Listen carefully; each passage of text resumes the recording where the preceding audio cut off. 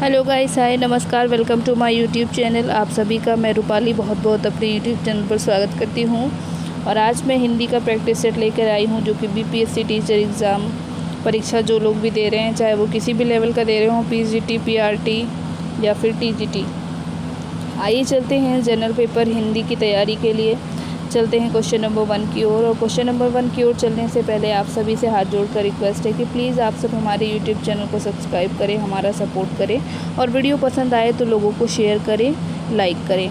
आइए चलते हैं क्वेश्चन नंबर 31, जो कि आज की सीरीज़ का पहला प्रश्न है। था किस वर्ग का व्यंजन है? था किस वर्ग का व्यंजन है, आपको ये बताना है। पहला ऑप्शन कहता है ओष्ठ, दूसरा कहता है तालव्य, तीसरा कहता है दंत्य और चौथा कहता है ऊष्म। तो था किस वर्ग का व्यंजन है, आपको ये बताना है। तो इस प्रश्न का सही उत्तर होगा दंत्य। ये दंत्य से बोले जाने वाले व्यंजन हैं। अगले प्रश्न की ओर चलते हैं। अगला प्रश्न है पन्नग का समानार्थी शब्द है। पन्नग का समानार्थी शब्द क्या है, ये बताना है। पहला ऑप्शन कहता है उरग, दूसरा कहता है पिक, तीसरा पिनाक, चौथा केशरी। तो यहाँ पर जो सही उत्तर है इस प्रश्न का ऑप्शन नंबर बी सही है। पिक यहाँ पर राइट आंसर होगा। अगले प्रश्न की ओर और अगला प्रश्न है हमारा, जब मैं था तब हरी नहीं, अब हरी है मैं नाही, सब अंधियारा मिट गया जब दीपक देखा माही। उपयुक्त दोहे में अंधियारा और दीपक किसके प्रतीक हैं? पहला ऑप्शन कहता है अंधेरे व प्रकाश के, दूसरा ऑप्शन कहता है बुरे और अच्छे के, तीसरा ऑप्शन कहता है ज्ञान और ज्ञान के, चौथा ऑप्शन कहता है प्रभु और प्राप्ति के। तो प्रश्न नंबर 33 का जो सही उत्तर हो जाएगा वो हमारा आंसर है यहाँ पर सी वाला ऑप्शन, अज्ञान और ज्ञान के। यहाँ पर ऑप्शन नंबर सी सही उत्तर होगा। अगले प्रश्न की ओर चलते हैं। यामा किसकी रचना है? यामा बहुत ही फेमस, आप जानते होंगे किसकी रचना है। पहला है भवानी प्रसाद मिश्र, दूसरा महादेवी वर्मा, तीसरा अज्ञेय, चौथा है मुक्ति बोध। तो यामा किसकी रचना है? इस प्रश्न का जो सही उत्तर है वो है option number B, Mahadevi Verma की रचना है यामा। आइए अगले प्रश्न की ओर चलते हैं। जो शब्दांश किसी शब्द के अंत में जुड़कर नया अर्थ बनाते हैं उन्हें क्या कहते हैं? समास, संधि, प्रत्यय या फिर उपसर्ग। तो यहाँ पर अंत में पूछा है, तो अंत में क्या जुड़ते हैं ये बताना है आपको। तो यहाँ पर जो सही उत्तर है वो है प्रत्यय। प्रत्यय क्या होते हैं? अंत में जुड़कर नया अर्थ बना देते हैं। अगले प्रश्न की ओर चलते हैं। अगला प्रश्न है हमारा, स्थिति में परिवर्तन ना होने का भाव व्यक्त करने वाली सही कहावत है। जस दूल्हा तस बनी बराता, ना सुख में मोटे, ना दुख में दुबले, ना गरजे ना बरसे वही धूप की धूप, वही ढाक के 3 पात। यहाँ पर इस प्रश्न का जो सही उत्तर हो जाएगा वही हो जाएगा ऑप्शन नंबर डी। गाइस, मैंने इस पर भी एक वीडियो बनाई है जो वाक्यांश के लिए एक शब्द है और जो कहावत है, लोकोक्ति है, मुहावरे हैं, उन सभी पर वो वीडियो भी आप जाकर ज़रूर वॉच करिएगा, आपके लिए बहुत ही फ़ायदेमंद होगी। आइए चलते हैं आगे के क्वेश्चंस की ओर। आगे का क्वेश्चन है, क्रिया से बनने वाली भाववाचक संज्ञा है। थकावट, बुराई, आलस्य, बुढ़ापा। क्रिया से बनने वाली भाववाचक संज्ञा कौन सी है? इस प्रश्न का सही उत्तर है ऑप्शन नंबर 1, थकावट। अगले प्रश्न की ओर चलते हैं। रीत्यानुसार का सही संधि विच्छेद है। रीत्य प्लस अनुसार, रीत प्लस अनुसार, रीति प्लस अनुसार और रीत्य प्लस अनुसार। यहाँ 38 का जो सही उत्तर है ऑप्शन नंबर सी है, रीति प्लस अनुसार, रीति के अनुसार। अगले प्रश्न की ओर चलते हैं। अगला प्रश्न है हमारा, अनुरूप समस्त पद में कौन सा समास है? अनुरूप समस्त पद में कौन सा समास है? पहला है तत्पुरुष समास, दूसरा है कर्मधारय समास, तीसरा है अव्ययीभाव समास और चौथा है बहुब्रीहि समास। तो यहाँ पर जो सही उत्तर होगा ऑप्शन नंबर सी सही होगा, अव्ययीभाव समास। अव्ययीभाव समास यहाँ पर सही उत्तर होगा। अगले प्रश्न की ओर चलते हैं। कौन सा शब्द भ्रमर का पर्यायवाची नहीं है? कौन सा शब्द भ्रमर का पर्यायवाची नहीं है? भंवरे का, भ्रमर मीन्स भंवरा। पहला है षटपद, दूसरा मधुकर, तीसरा अली, चौथा प्रभाकर। तो यहाँ पर जो सही उत्तर है वो है ऑप्शन नंबर डी, प्रभाकर नहीं है, बाकी सारे ही क्या हैं? तो ये भंवरे के पर्यायवाची हैं। अगला प्रश्न है हमारा, ऋजुता का सही विलोम है। ऋजुता का सही विलोम है टेढ़ापन, वक्रता, बांकापन, तिरछापन। तो यहाँ पर इस प्रश्न का जो सही उत्तर है वो है हमारा ऑप्शन नंबर बी, यहाँ पर सही है, वक्रता। ऑप्शन नंबर बी यहाँ पर सही उत्तर है। अगले प्रश्न की ओर चलते हैं। जो पसीने से उत्पन्न हो के लिए एक उपयुक्त शब्द है, कौन सा है? स्वयंभू, जरायुज, स्वेदज और अंडज। तो यहाँ पर प्रश्न नंबर 42 का सही उत्तर है ऑप्शन नंबर सी। पसीने से जो उत्पन्न होते हैं उनको बोलते हैं स्वेदज। अगले प्रश्न की ओर चलते हैं। साखी का मूल तत्सम शब्द क्या है? साखी का मूल तत्सम शब्द क्या है? शिक्षा, साक्षी, सखी या फिर उपयुक्त में से कोई नहीं। इस प्रश्न का जो सही उत्तर है ऑप्शन नंबर बी होगा, साक्षी। साक्षी यहाँ पर क्या है? तो सही उत्तर है। अगले प्रश्न की ओर चलते हैं। अगला प्रश्न है हमारा, हिंदी का कौन सा प्रेमाख्यान कवि एक आँख का काना था? पहला है ईश्वरदास, दूसरा है शेख नवी, तीसरा है कुतुबन, चौथा है जायसी। तो यहाँ पर 44 का जो सही आंसर है वो क्या होगा? तो यहाँ पर जो राइट आंसर है 44 का वो है ऑप्शन नंबर डी, जायसी। प्रेमाख्यान कवि जो हैं एक आँख के काने थे, तो यहाँ पर जायसी, मलिक मोहम्मद जायसी हिंदी का कौन सा प्रेमाख्यान कवि एक आँख से काना था? ध्यान रखिएगा। आगे अगले प्रश्न की ओर चलते हैं। कवि शब्द में कौन सी संज्ञा है? पहला है व्यक्तिवाचक, दूसरा है जातिवाचक, तीसरा है द्रव्यवाचक, चौथा है भाववाचक। तो यहाँ पर कौन सा संज्ञा है आपको ये बताना है। प्रश्न नंबर 45 का जो सही उत्तर होगा वो हो जाएगा ऑप्शन नंबर बी, यहाँ पर सही उत्तर हो जाएगा, यानी जातिवाचक क्या हो जाएगी? यहाँ पर संज्ञा हो जाएगी। ऑप्शन नंबर बी, जातिवाचक संज्ञा। अगले प्रश्न की ओर चलते हैं। अगला प्रश्न है प्रश्न नंबर 46 और ये कहता है कि सस्वर वाचन का मुख्य उद्देश्य है। सस्वर वाचन का मुख्य उद्देश्य है पढ़ने में आनंद की अनुभूति करना, बच्चों को पढ़ने की झिझक समाप्त करना, बोल कर पढ़ना, द्रुत गति से वाचन करना।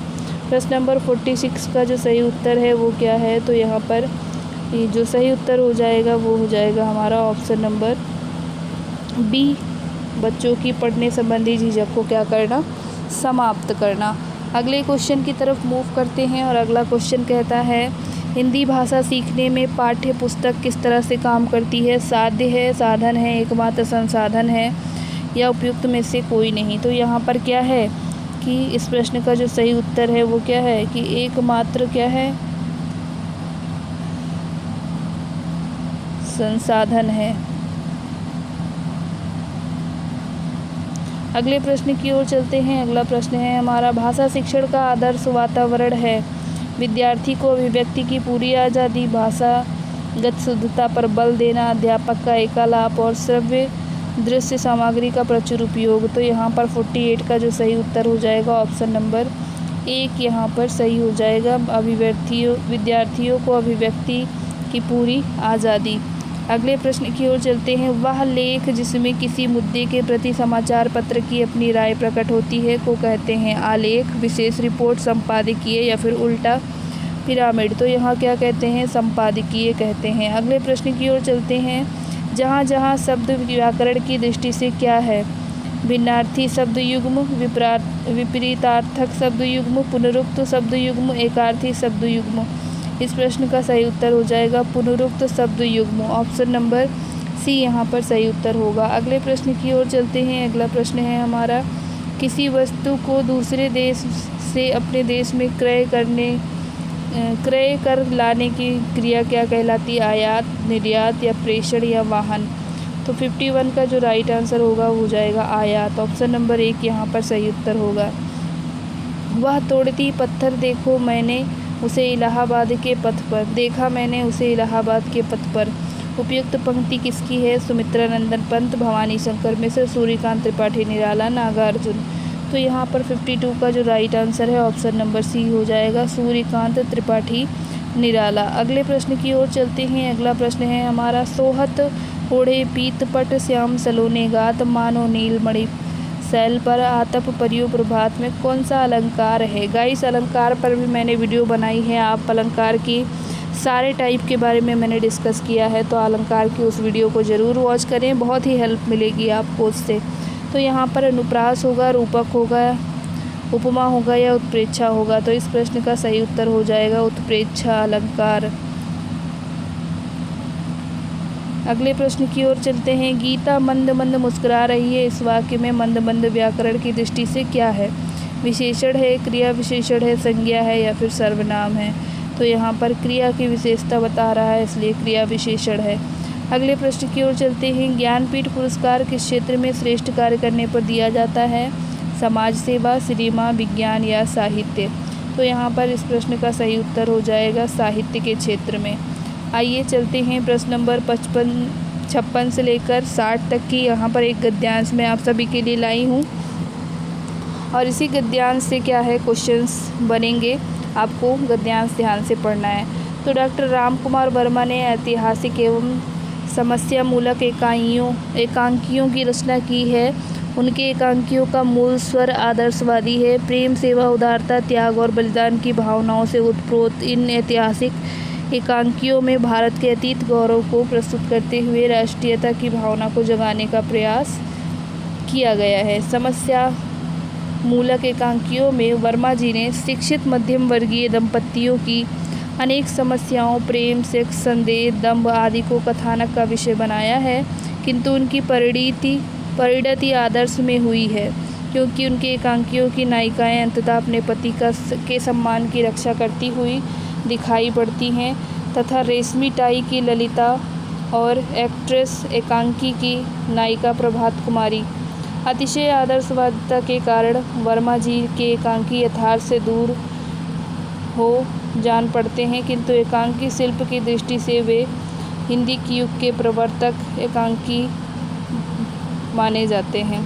आरंभ, कौतूहल, संकलन, त्रय, चरम सीमा आदि तत्व उनके एकांकियों में बड़ी सूक्ष्मता से विद्यमान हैं। रंगमंचीय एवं अभिनेता के गुणों से भी उनके एकांकी संपन्न हैं, तथा उनमें समरसता के साथ साथ शिल्प की प्रौढ़ता भी विद्यमान है। वस्तुतः एकांकी कला को चरम यौवन पर पहुंचाने का श्रेय डॉक्टर राम कुमार वर्मा को ही जाता है। आइए अब इससे संबंधित हम क्वेश्चन को सॉल्व करेंगे। तो यहाँ पर क्वेश्चन नंबर 56 कहता है, उपयुक्त गद्यांशों का उपयुक्त शीर्षक क्या होगा? डॉक्टर राम कुमार वर्मा की लेखन शैली, डॉक्टर राम कुमार वर्मा के एकांकी, डॉक्टर राम कुमार वर्मा के नाटकों में राष्ट्रीयता, डॉक्टर वर्मा के एकांकियों में रंगमंचिता।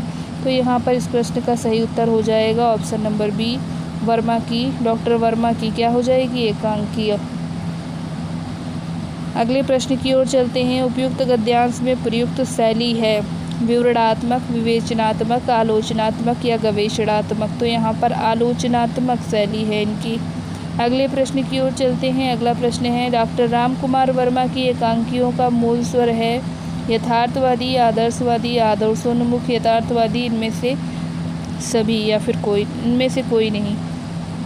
तो इस प्रश्न का जो सही उत्तर है वो हो जाएगा ऑप्शन नंबर बी, आदर्शवादी। अगले प्रश्न की ओर चलते हैं। रंगमंचीयता एवं अभिनेता की दृष्टि से वर्मा जी के एकांकी सफल है, असफल है, संपादन मांगते हैं, उपयुक्त में से कोई नहीं? यहाँ पर 59 का जो राइट आंसर है ऑप्शन नंबर 1 हो जाएगा, सफल है। आइए अगले प्रश्न की ओर चलते हैं। आज की सीरीज़ का अंतिम प्रश्न है ये, और ये कहता है, वर्मा जी के समस्या मूलक एकांकियों में चित्रण किया गया है शिक्षित मध्यम वर्गीय दंपतियों की समस्या, राजनीतिक समस्या, शोषण की समस्या, सामाजिक समस्या। तो यहाँ पर किसके बारे में डिस्कस किया गया है? तो शिक्षित मध्यम वर्गीय दंपतियों की समस्या के बारे में। उम्मीद करती हूँ आपको आज का ये सेशन पसंद आया होगा। वीडियो कैसी लगी कमेंट बॉक्स में कमेंट करके ज़रूर बताइए। Thank you for watching. नमस्कार, जय हिंद।